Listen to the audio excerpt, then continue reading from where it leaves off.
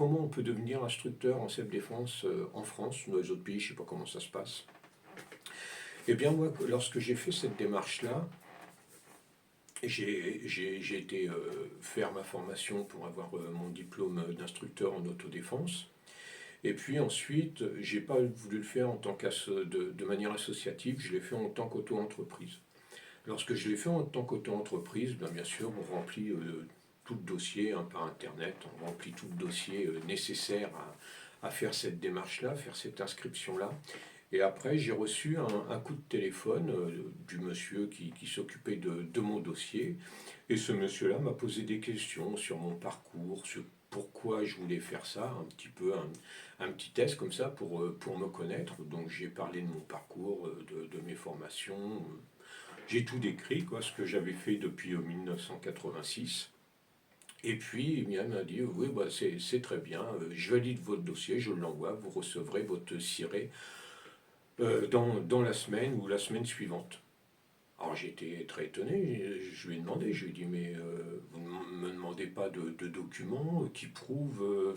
non, non, non, non, non, ce que vous venez de me dire me suffit pour clôturer votre dossier. Ah bon, très bien.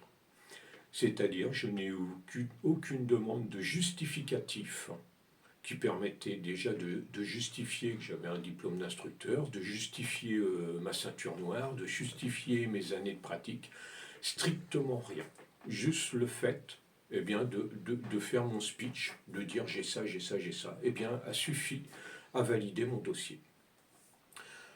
Où il y a eu une petite différence, c'est lorsque j'ai voulu prendre ma responsabilité civile pro, ma RC Pro. Lorsque j'ai pris ma RC Pro, je suis allé vers de vrais assureurs, entre guillemets, c'est-à-dire vers une agence, une vraie agence, pas par Internet, par une vraie agence. Donc là, j'ai fait ma demande d'RC Pro, et là, par contre, ils ont été très sérieux.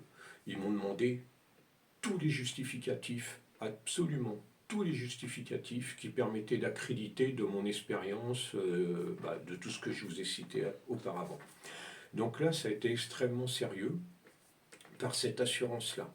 Par contre, et en plus, ils m'ont demandé en plus de faire une petite lettre, un petit manuscrit qui expliquait pourquoi cette démarche, pourquoi, et ma vision de l'autodéfense, en plus des compétences éventuelles, des compétences que je citais. Donc ça a été fait de manière très sérieuse.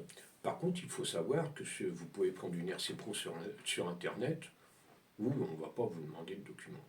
On ne vous demandera rien. Et ça, c'est une réalité.